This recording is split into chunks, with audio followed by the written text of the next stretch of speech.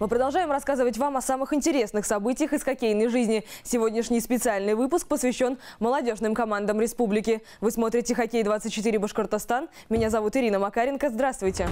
Сегодня в программе старший тренер юлаевской молодежки рассказал, чего не хватает его дружине. Улыбнется ли удача Батыру в нынешнем сезоне, а также эксклюзивное интервью с игроками нефтекамской молодежки по вашим просьбам. Уфа осталась без хоккея. Вслед за Салаватом Юлаевым сезон завершила и молодежная команда. Толпар не сумел пройти дальше стадии 1/4 финала плей-офф МХЛ. После неожиданного триумфа в предыдущем раунде, когда уфимцы сотворили сенсацию, обыграли стальных лис из Магнитогорска, дружину Александра Симака ждало испытание омскими ястребами. Завершилось оно в итоге не в пользу башкирской команды. Третий матч четвертьфинальной серии чемпионата молодежной хоккейной лиги между Толпаром и омскими ястребами собрал в стенах Уфимского дворца спорта почти полные трибуны болельщиков. А фан-сектор юлаевской молодежки и вовсе оказался самым многочисленным в нынешнем сезоне. Впрочем, без поддержки, хоть и небольшой, не обошлась и команда гостей. Третья встреча с мячами дружина Александра Симака подошла с 2 поражениями в серии, а потому настрой у уфимцев был как никогда боевой. От исхода этого матча зависела судьба толпаровцев. Будут ли они продолжать борьбу за Кубок Харламова или завершат свое участие в чемпионате. Чем закончится противостояние Толпара, сенсационно обыгравшего в предшествующем раунде одного из фаворитов МХЛ «Стальных лис» и лидера регулярного чемпионата омских ястребов, в преддверии игр не мог предположить даже заслуженный тренер СССР и России, председатель правления молодежной хоккейной лиги Владимир Юрзинов-старший. Я не могу сказать, что обязательно сейчас Карнаухов обыграет Симака. Это тоже еще не вопрос. То есть омские ястребы выиграет у Толпара. То есть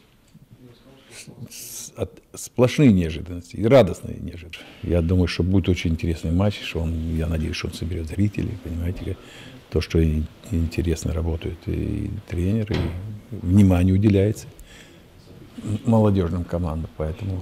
Стартовую 20-минутку хозяева начали уверенно, не раз создавая опасные моменты у омских ворот. Впрочем, голкипер ястребов блестяще справлялся со своей задачей. А уже на 6-й минуте игрового времени толпаровцы позволили омичам открыть счет в матче. Дружина Александра Симака продолжала наступать и создала несколько хороших моментов. Впрочем, реализовать в гол не удалось так и ни одного. Мало того, гости, воспользовавшись численным перевесом, сумели удвоить свое преимущество.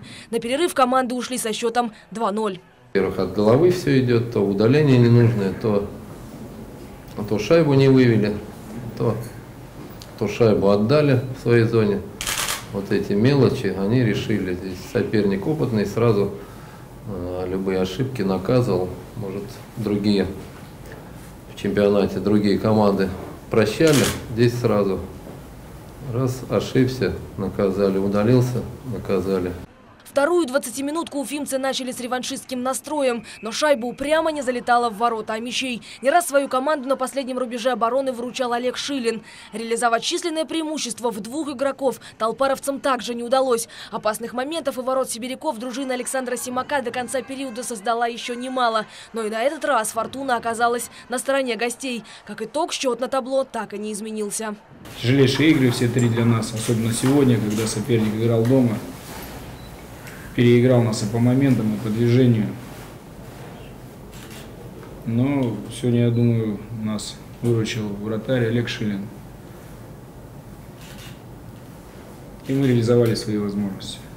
На экваторе 3-го игрового отрезка толпаровцы вновь позволили сибирякам реализовать численное преимущество. А вот зажечь красный свет над гостевыми воротами так и не удавалось. Лишь за 3 минуты до конца игрового времени уфимская дружина сумела найти брешь во владениях Олега Шилина. Отличился Ефим Гуркин. Матч завершился со счетом 3-1 в пользу омских ястребов. Несмотря на равную борьбу с фаворитами чемпионата, уфимская молодежная хоккейная команда выбывает из борьбы за Кубок Харламова.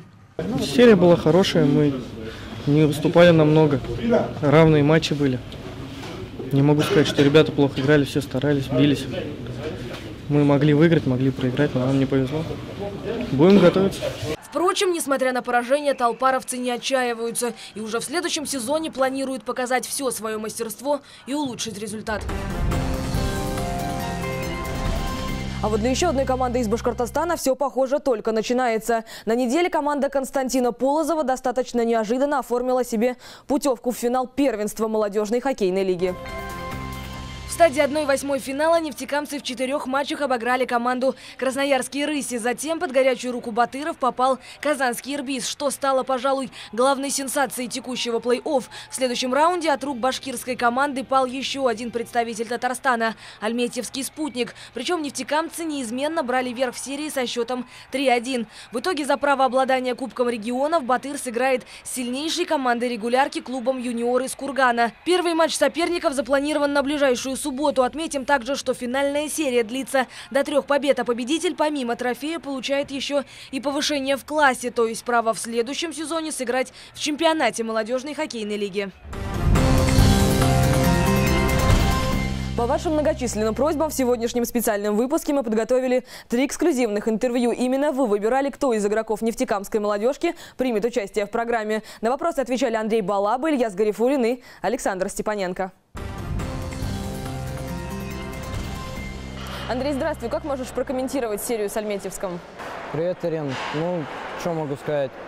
Команда была очень вязкая такая, знаешь, серьезная, возрастная. Было тяжело играть. Но я пропустил 2 игры в гостях по болезни. То есть не успел форму пока максимальную набрать. Из-за этого тяжело пришлось мне здесь играть. Ну, вроде ничего, ребята как бы и там одну зацепили, и здесь мы 2 взяли. То есть Ильяс еще подтащил. Все нормально так что. Команда победила. Какие эмоции испытал от победы? Ну, это очень приятные такие эмоции, бурные. Я как бы вообще мечтал в финал выйти. То есть, как бы, Пусть-Дюшор мы ничего не выигрывали, а здесь я прям приехал, все, я думаю, надо выигрывать в этом году стопудово. Ну, какие ожидания возлагаешь на финал? Может быть, драйв или что-то еще? Да, разумеется. Ну, ждут тяжелые игры. То есть, соперников слабых уже в финале не будет. Поэтому, как бы, будем стараться, выигрывать, надо брать обязательно финал. Есть ли у тебя какой-то ритуал, который помогает настроиться на игру? Ну, ритуал есть, но я как бы не хочу его оглашать, чтобы он мне удачу приносил в дальнейших матчах. Ну вот если бы не хоккей, то что бы это было? Ну, я не знаю. Так получилось, что жил рядом с дворцом, родители отдали на хоккей, а я не представляю, что было, если бы меня не отдали бы на хоккей, я не знаю. Пару слов о своей команде. Какие отношения у ребят в Батыре? Может, были какие-то курьезные случаи? Да нет, ничего такого не припомню. Отношения хорошие в команде, дружественные. Все сплочены, как бы все вместе играем, стараемся, трудимся, работаем. Какая игра в текущем сезоне запомнилась больше всего и почему? Больше всего мне запомнилась игра на предсезонке с Толпаром, потому что меня как бы из Толпара отправили, а у меня эта игра была как бы показать, что там я наработал, еще что-то. Поэтому для меня это было очень важно проявить себя и еще что-то сделать для команды. Ну и в завершении традиционное пожелание своим болельщикам. Ну, желаю вам прийти на наш хоккей, не разочароваться в нашей команде.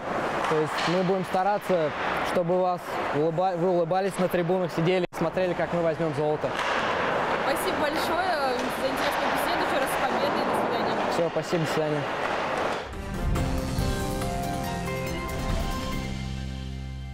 Ильяс, привет. Скажи, удивил ли чем-нибудь «Спутник» сегодня, ну и в целом в серии? Конечно же, удивил. Прежде всего, они удивили меня в том, что они сражаются каждый матч до конца, не опускают рук, не смотрят на счет, играют свою игру, стараются выполнять тактику тренера. Очень хорошие ребята, мне очень понравилось с ними играть. Ну какие эмоции от победы? Эмоции самые положительные. Для меня это первый финал в жизни. Было много моментов, когда я не мог пересилить эту планку полуфинала. Сегодня мне удалось это сделать, я очень рад, очень счастлив. В прошлом сезоне Батыру не удалось выйти даже в полуфинал. А в этом году в финале какие ожидания на финальную серию? Ну, будет битва, В финал не выходит слабых команд, в финал выходят команды, которые уже тактически подготовлены, физически, эмоционально. Все ребята настроены на победу, будем биться, будет битва. Кто обычно поддерживает тебя на трибунах? Сегодня приехала моя мама первый раз за сезон. Очень было приятно, что она приехала. Она не может смотреть хоккей. И максимум, на что ей хватает, на один период. После этого она уходит в буфет пить корвалол или еще что-то там. Очень приятно. Родители приезжают, молодцы все. Друзья приходят. Появилось много очень друзей. И все приходят, поддерживают, все звонят. Молодцы. Их поддержка очень влияет на нашу игру. Вратарь в команде человек особый. Скажи, кто какие роли в команде выполняет? Может быть, кто-то лидер, кто-то весельчак? У нас нет такого лидера. там, весельчак, мы все вместе общаемся. У нас очень душевная команда. Мы можем всей командой песни петь, можем всей командой танцевать, делать различные флешмобы. У нас очень такая, можно сказать, у нас команда личностей. У нас каждый может что-то. В один день один игрок может чем-то удивить, другой. Вот так. Традиционное пожелание болельщикам? Ну что ж, болельщикам я пожелаю всегда смотреть только на наши победы, никогда не видеть поражения. Не болеть, сейчас такое время, что инфекции гуляют разные. Здоровья всем болельщикам. Спасибо, что они нас поддерживают. Их поддержка очень важна для нас. Спасибо большое, еще раз с победой. Спасибо большое. До свидания.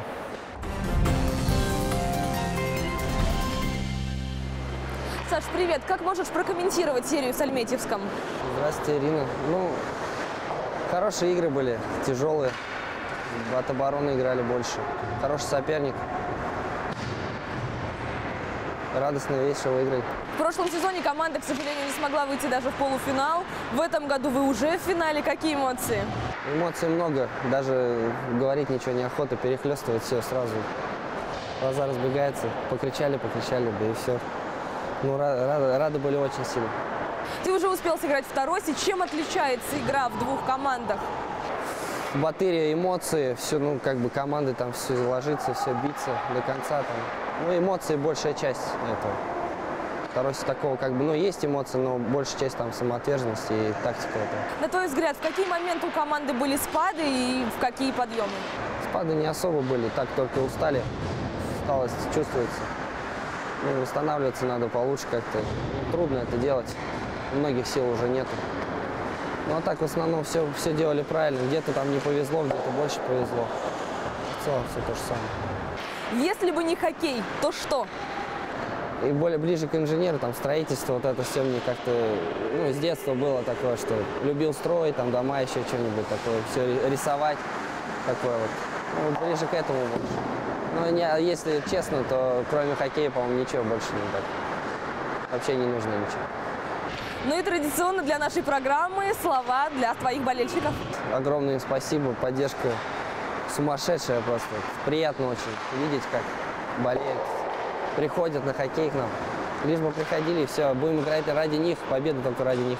Саш, спасибо, удачи и побед. Спасибо, Ирина, до свидания. А творческий конкурс, объявленный в прошлом выпуске, продолжается. Напомню, победитель получит игровую майку хоккейной команды «Толпар» с автографами всей дружины. На этом все в прошедшей хоккейной неделе. Увидимся в следующий понедельник в это же время на канале «Россия-24 Башкортостан».